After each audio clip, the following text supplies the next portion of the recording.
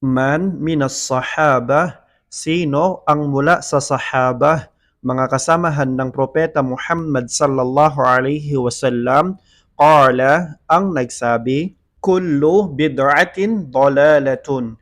Lahat ng bid'a, lahat ng mga imbentong pagsamba na hindi kasali sa Islam, ito ay ligaw.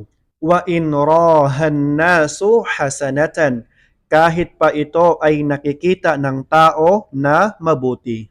Ibig sabihin, sinong sahabi kasama ng Propeta Muhammad sallallahu alaihi wasallam ang nagsabi na ang lahat ng bid'a, lahat ng imbentong pagsamba na hindi kasali sa Islam, ito ay dalalah, ito ay pagkaligaw. At kahit daw na nakikita ng tao ito ay mabuti, ito ay maganda, ito pa rin ay bid'ah.